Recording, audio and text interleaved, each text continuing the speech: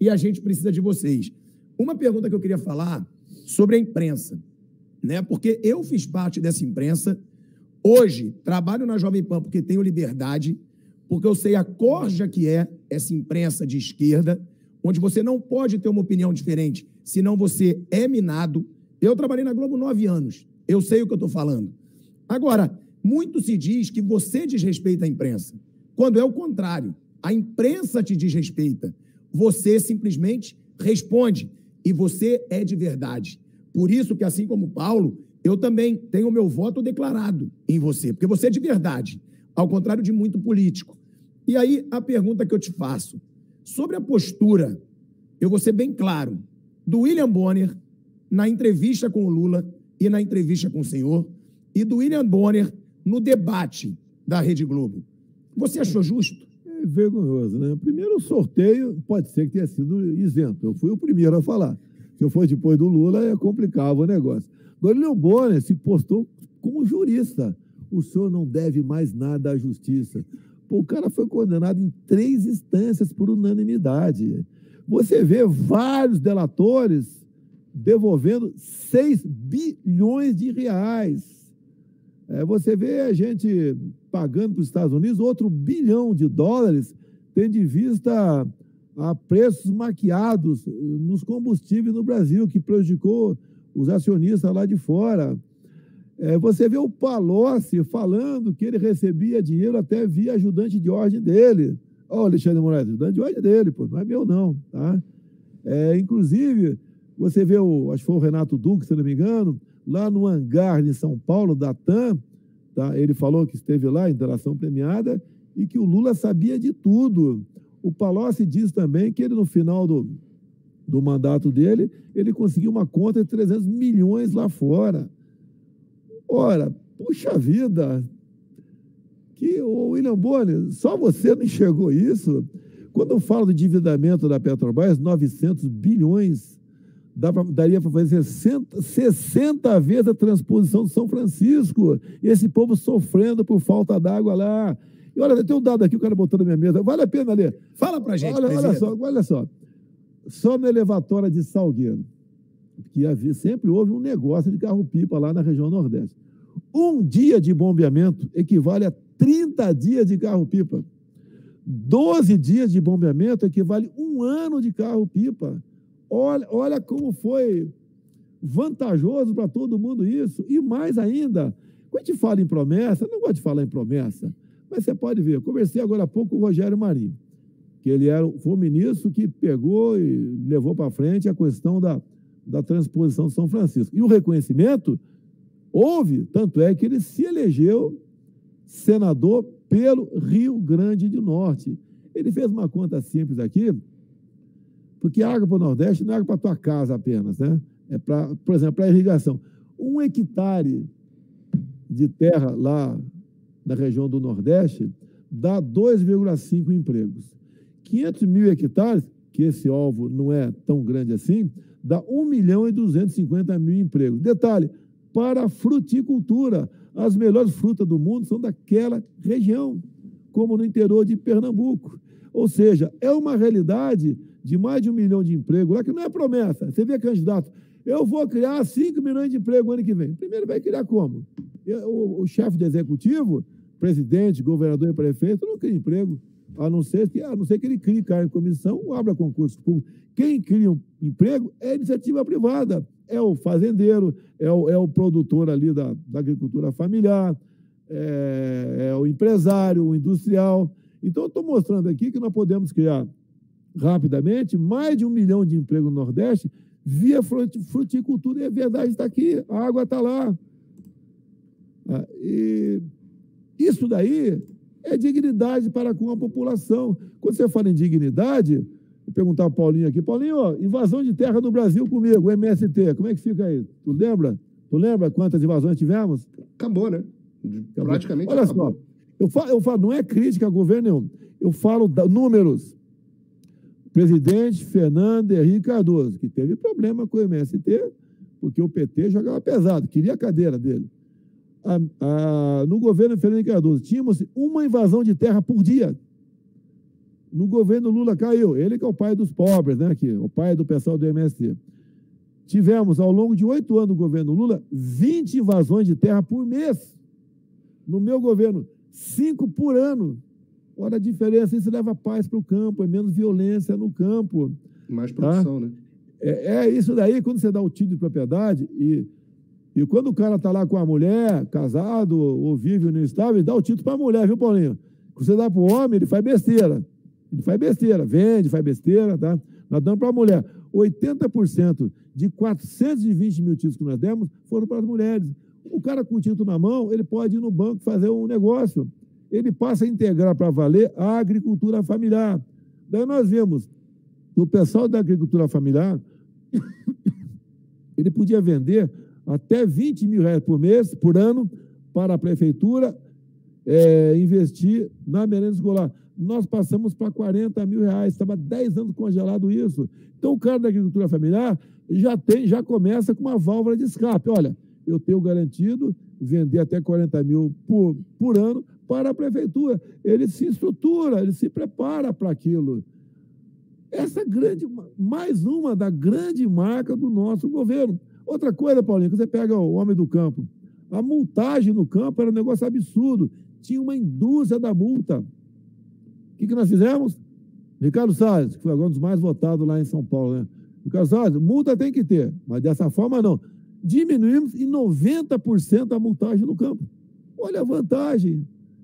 A questão da arma de fogo, né? Tem gente que me critica, mas a arma de fogo ajudou a diminuir a violência no Brasil em praticamente 40%. O homem do campo podia comprar uma arma e usá-la dentro da sua casa.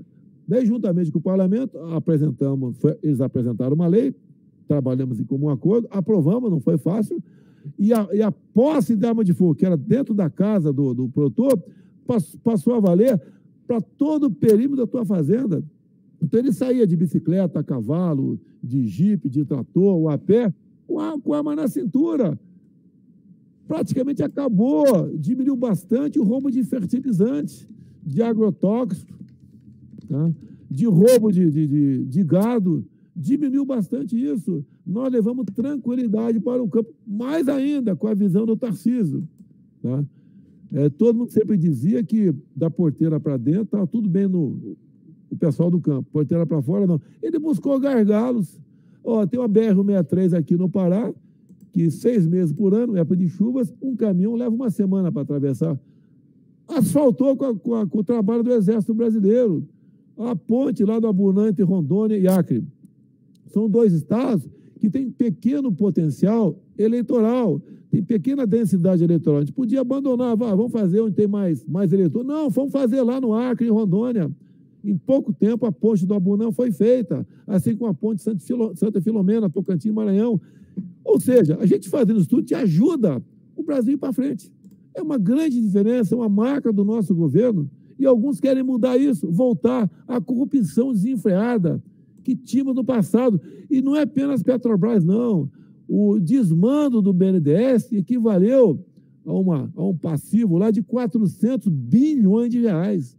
Quem vocês acham que o Gedel Vieira Lima está apoiando agora? Está apoiando o Lula. Encontraram 51 milhões no apartamento dele. Deve ser o tempo que ele era diretor da Caixa Econômica Federal. Para onde vai o Gedel com o Lula eleito? Se bobear, vai ser não mais diretor, vai ser presidente da Caixa. É esse governo que nós queremos para o nosso Brasil? Não vai dar certo. Você falou do Bonner, só aqui para falou Bonner, faltou o Bonner. Do Bonner, eu queria falar o seguinte, porque ele não deixava você falar na sua entrevista. Sempre te interrompia. Sempre te ironizou, inclusive. E com o Lula, ele chegou a deixar o Lula falar cerca de 2 minutos sobre corrupção. Ele não interrompeu o Lula. Você acha que teve uma diferença? Não há dúvida que houve, mas foi combinado. O Bonner, no meu entender, tem muita chance de ir para o Supremo Tribunal Federal. Porque você não precisa sequer ser advogado, tem que ter conhecimento jurídico. E o Bonner demonstrou conhecimento jurídico, né? Senhor presidente Luiz Inácio Lula da Silva, o senhor não deve absolutamente nada para a justiça. Vamos lançar a hashtag aí, Bonner para o Supremo, tá? Vai se juntar lá os outros que já liberaram.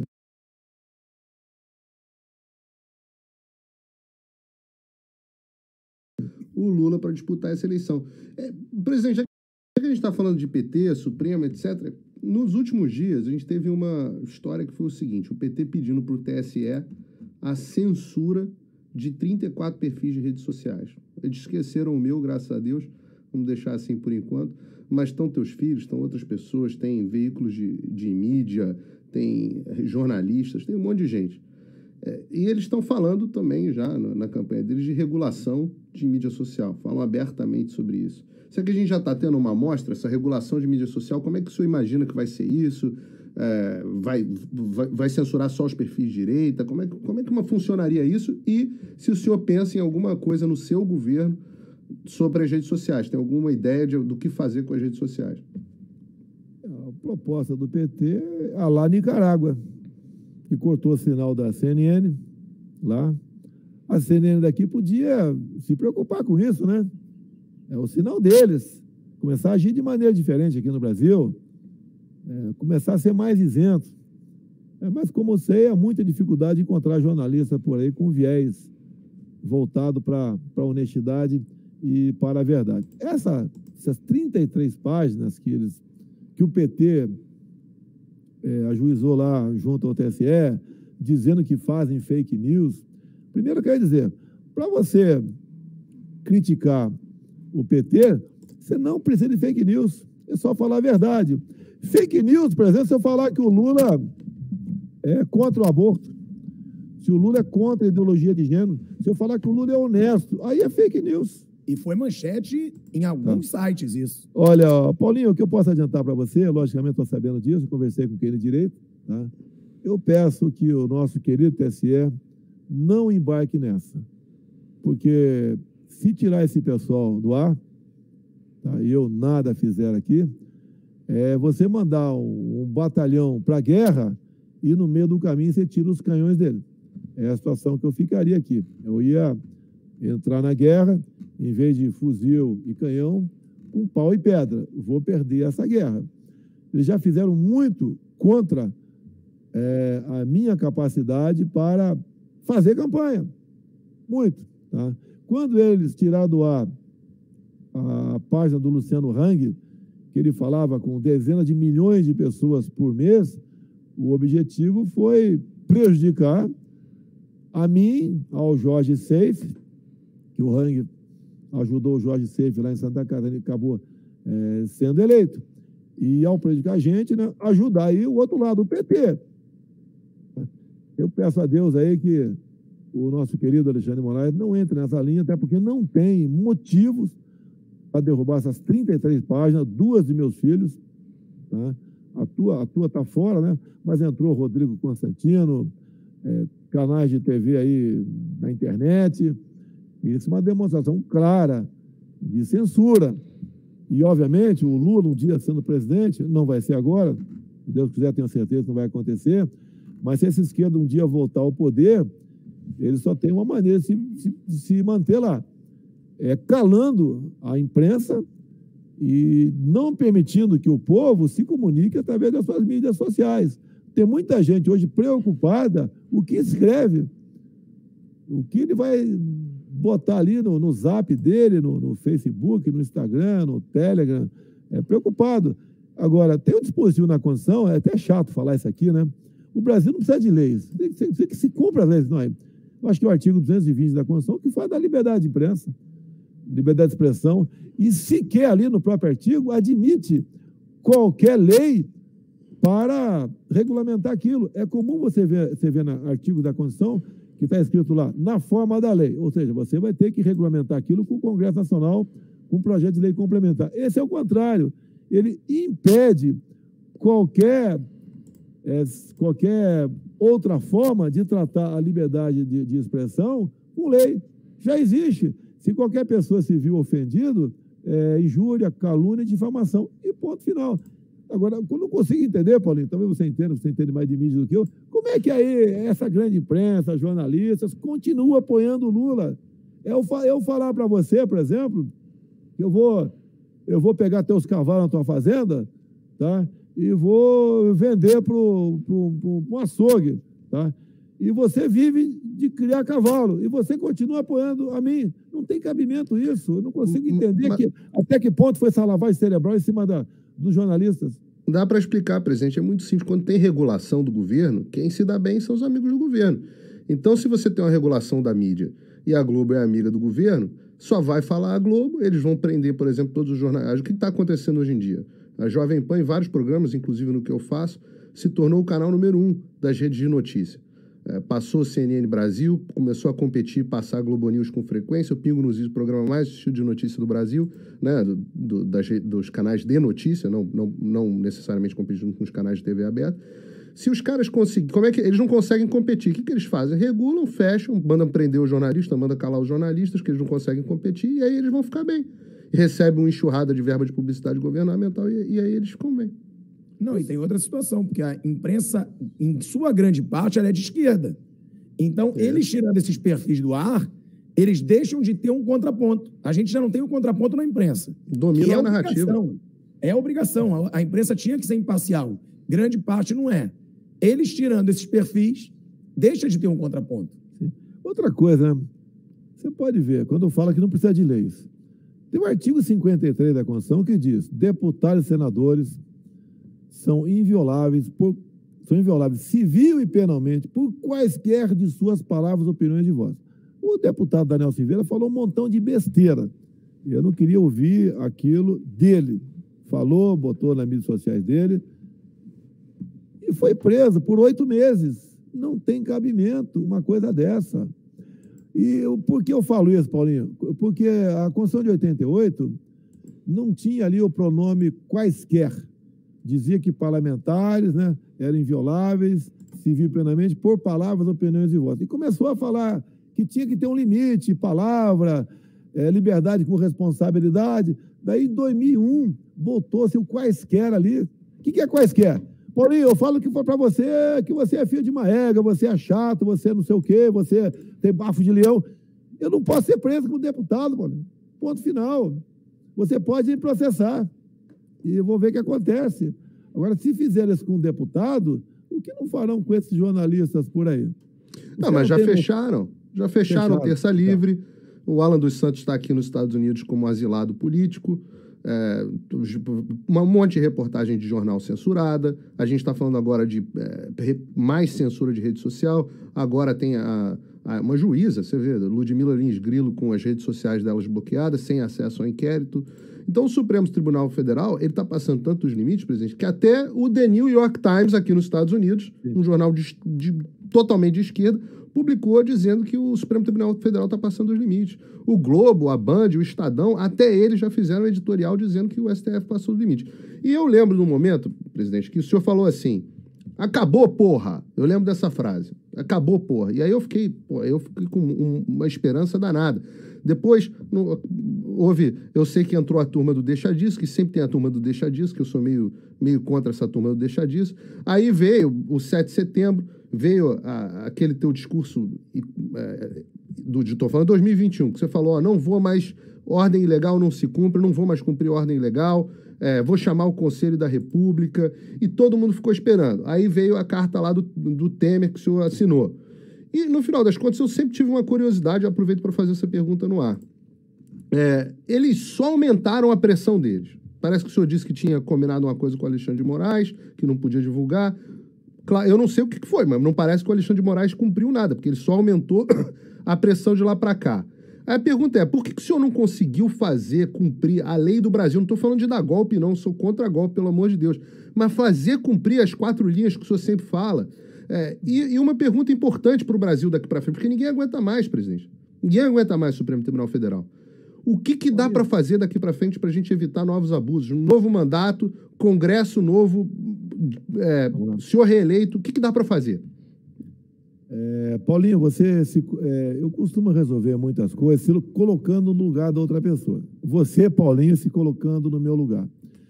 Seria muito mais fácil eu estar do outro lado da esplanada dos ministérios, concorda? Concordo. Tá?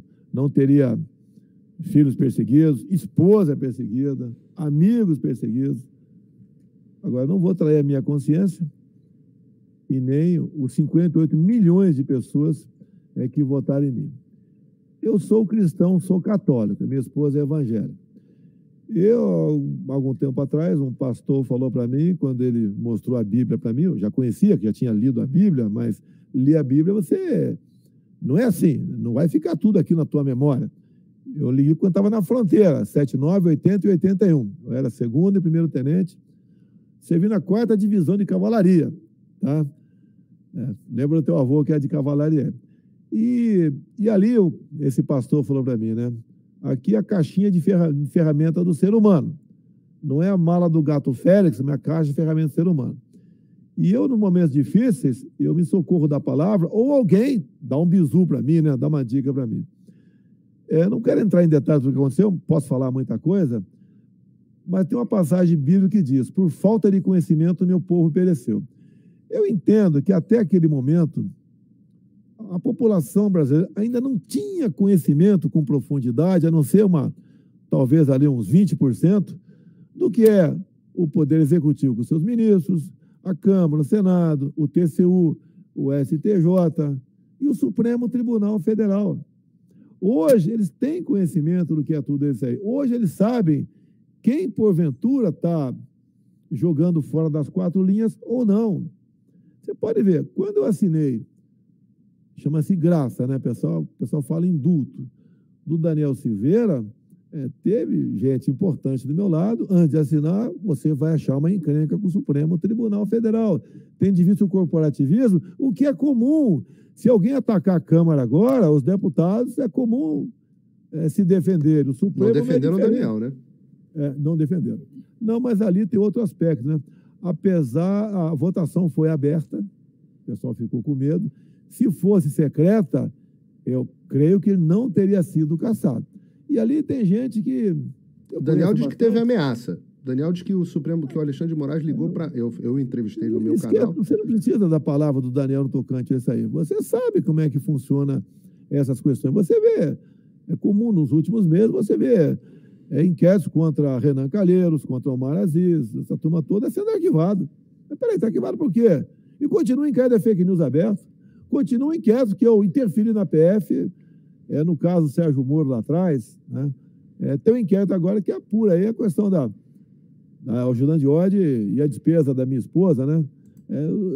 Ou seja, não é o Supremo todo, mas ali tem gente que condena santos, né, e liberta capetas. Isso é uma realidade. Então, o que eu vejo? Eu trouxe algo para dentro aqui da política nacional, que o pessoal gosta de mim também por causa disso, de não ceder às pressões. Eu costumo dizer, Paulinho, você quando... Eu indiquei 2 para o Supremo. Eu poderia negociar uma indicação para o Supremo com um grande grupo empresarial. Sim ou não, Paulinho? Poderia. Poderia. Tá? Quem é o Cássio?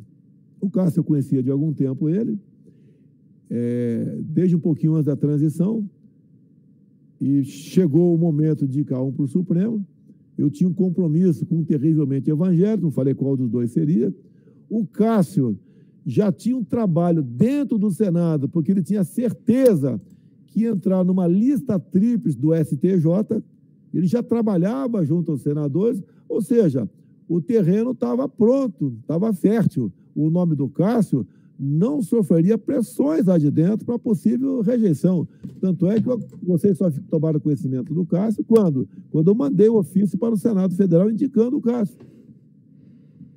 E o Cássio, para mim, não é para mim, para o Brasil, ele tem se comportado muito bem. Alguns querem que ele levante a espada e grite Shazam lá dentro em alguns momentos. Ele faz a parte dele, de acordo com a sua consciência, entendimento, as pautas econômicas está com a gente, entre tantas outras coisas. Não é que está comigo, ele está com aquilo que eu conhecia dele no passado. O André Mendonça veio na cota do evangélico, que eu tinha esse compromisso, eu não podia. Agora, para estar agindo a reeleição, como é que eu ia entrar numa igreja evangélica? Você prometeu um terrivelmente evangélico e não botou lá um evangélico. Eu não teria clima para uma possível reeleição. Indiquei o André, tem uma bagagem cultural enorme, teve seríssima dificuldade para ser aprovado lá, porque como é que vai se comportar em julgamentos, né? da Lava Jato, ainda é perdido por aí. Conseguimos aprovar, foi a menor votação, eu acho que foi a menor votação da história do Brasil lá para dentro. Fez a sua parte. Então, o que Mas eu eles não falam nada, presidente. Eles veem os desmandos do STF e não falam nada. Você vê, o Alexandre de Moraes faz discurso toda hora. O Barroso discursa mais que o senhor. E o Cássio e o André, eles estão ali vendo os absurdos, viram empresário, casa de empresário, e eles não dão sequer um discurso, uma palavra pública de condenação para mostrar que não há uniformidade no Supremo Tribunal Federal em relação a essas ações. Eu não posso cobrar deles esse tipo de comportamento, né? Não, o senhor não, eu posso. Você pode. O compromisso dele comigo, nem precisava ter compromisso, não ter feito um juramento, é as pautas de economia, pautas de costume, entre tantas outras coisas, eles agirem com absoluta isenção. Tem feito isso, de vez em quando dá uma escorregadinha aqui, acolá, mas como um todo, né? Eles se comportam com aquela pessoa que eu tenho dito, que tomava tubaína comigo. O Cássio, sim, tínhamos uma certa amizade, nos encontrávamos mais no passado do que depois que ele chegou ao Supremo. O André nem se fala, ele foi ministro meu da Advocacia Geral da União, sim, e depois da Justiça, estava perfeitamente afinado. Eu sei, qualquer coisa chega para o André votar, se eu não converso com ele, eu já sei qual vai ser o voto dele, tendo em vista essa afinidade que tenho com ele. Então, agora, a maioria ali, dos 9 que sobram, a maioria não tem esse tipo de compromisso, né? Não tem isenção. Até você pode ver, quando se julgou ali a reinterpretação da segunda instância, fez valer as indicações políticas de Lula e Dilma. E depois, mais grave ainda, porque com o Lula fora da cadeia, Zé Disseu também, o Lula continuou sendo inelegível. Você tinha que anular pelo menos a terceira e a segunda instância em condenação dele por unanimidade. Deu o Fachin, amigo do Lula, foi indicado para o Supremo, porque ele é advogado do MST, um radical de esquerda, ele fala muito que ele é realmente ali leninista, trotskista, não sei o que lá. Então o Fachin resolveu, olha, procurar uma coisa lá, você acha, eu costumo dizer, igual no quartel, na academia, que eu passei pela Academia Militar das Agulhas Negras, tem a parada matinal de serviço. O tenente só não anota você alguma coisa se ele não quiser. Ele vai achar uma coisa para anotar você. A cabelo no nariz, a parte interna do cinto suja, a sola do sapato, a parte que não toca o solo não está engraxado. Ele vai achar o negócio. Né? Um pelo de barba não sei aonde. E o Fachin achou um pelo de barba, né? Um pelo no nariz. Olha, tinha que ser julgado em Brasília e não aqui. E aconteceu uma coisa que começou o julgamento, estava 2-2 o julgamento, tá? E faltava o voto do Cássio. Como o Cássio votou? Ele votou para não descondenar o Lula. O Gilmar Mendes virou uma fera e fez, quase que na base do grito, a Carmen Lúcia voltar atrás do voto dela e passou a valer 3-2 pela descondenação do Lula. Ou seja, ele voltou tudo para a primeira instância. E como ele já tinha completado mais de 75, vários crimes ali, eles prescreveram. Daí entrou o jurista William Bonner. Prescrição é absolvição. Tá? Então você pode ver, o perfil deles, não quero defendê-los, é de fazer a coisa certa e julgar calado. O certo, quando você fala, o Alexandre fala mais do que o presidente, você tem razão. Agora, o certo na magistratura, o juiz não é que fala nos autos, ele decide em cima dos autos e ponto final, não dá entrevista para ninguém. Esses dão entrevista o tempo todo. Você pode ver o Fachin internacional. O Fachin vem para fora nos Estados Unidos, falar em Harvard, falar mal do Brasil. Sim, sim. O Fachin aqui em Brasília reuniu 75 embaixadores ou encarregados de negócio. A questão de uns 5 meses atrás. E terminou falando o seguinte, olha, tão logo seja anunciado o resultado das eleições, vocês, junto aos seus respectivos chefes de Estado, reconheçam a eleição do vitorioso. Pô, ele tinha certeza que o candidato dele, Lula, ia ser eleito, é isso? E se fosse o Bolsonaro, não? E você pode ver, eu reuni embaixadores aqui também, uns 4 meses atrás. Acabei de ser multado, ô Paulinho, em R$20 mil pelo TSE, porque juntei embaixadores aqui. E olha que pela Constituição, a política internacional é privativa minha, não é de mais ninguém. Sim. Não é tua, Paulinho, tá? E não é do TSE, é minha essa prerrogativa. E multam, para que isso? E essa multa parece que vai no particular meu, não é quem vai pagar sou eu, não é o erário, não é o partido político. E para mim, 20 mil reais faz falta, eu ganho 28 mil líquido por mês, para mim faz falta, mas tudo bem, recorremos, dificilmente eu vou ter sucesso, mas tudo bem, pô. Agora... E como é que resolve isso, presidente, daqui para frente? O que dá para fazer? Paulinho, Posso dar uma sugestão? Vou dar uma proposta. Olha para essa câmera que olha para você, para essa câmera aqui. Olha para onde você quiser, senhor presidente, Paulinho, olha para onde quiser. Eu peço a Deus uma reeleição, não é por mim, Paulinho. É para a gente botar quem está fora da 4 linhas para dentro. É impossível eu governar mais 4 anos com o Supremo agindo de forma com ativismo judicial. Eu tinha dificuldade alguma no parlamento, essa dificuldade com nova composição do parlamento, em especial no Senado, acabou essa dificuldade. Porque quem faz leis, na verdade, é o parlamento brasileiro, não sou eu. Tanto é quando veto alguma coisa, se derrubarem o veto, isso vai ser promulgado e passou a ser lei. Proposta de emenda à Constituição, eu não apito em nada. Eles decidem lá dentro, vota, promulga e acabou. Tá?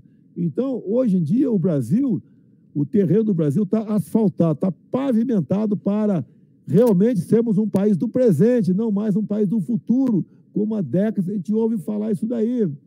Você pega as obras do governo militar, de 64 a 85, terminou com o teu avô, se você tirar as obras do período militar, acabou o Brasil. Aqui não tem Brasil, em especial na questão energética, na questão de infraestrutura também. Ou seja, você não via corrupção no governo militar. Quando acontecia alguma coisa, a pessoa apurava. Diferentemente do que você viu com o PT de 2003 a 2015. Agora, quem o PT botou no Supremo, não vou dizer que são todos, tá, mas a maioria, o objetivo deles não é julgar inconstitucionalidade, etc. É atrapalhar Jair Bolsonaro, que atrapalha o Brasil. E mesmo assim, olha quantas coisas nós fizemos para o Brasil. Uma das últimas interferências do Supremo foi via Alexandre de Moraes, quando o Paulo Guedes, né, eu assinei o decreto, mas ele fez, reduzindo em 35% o IPI para 4 mil produtos. O Paulo Guedes chamou o decreto de reindustrialização. Você ia pagar uma geladeira menos R$200, um fogão menos R$100. Tá, 4 mil produtos. E daí o Alexandre pegou, não, esses produtos aqui, ó, não vale, não pode baixar o IPI. E essa política é privativa minha. Eu tenho certeza que numa reeleição, o nosso querido Supremo Tribunal Federal, eles vão agir de forma diferente do que agiram até o momento.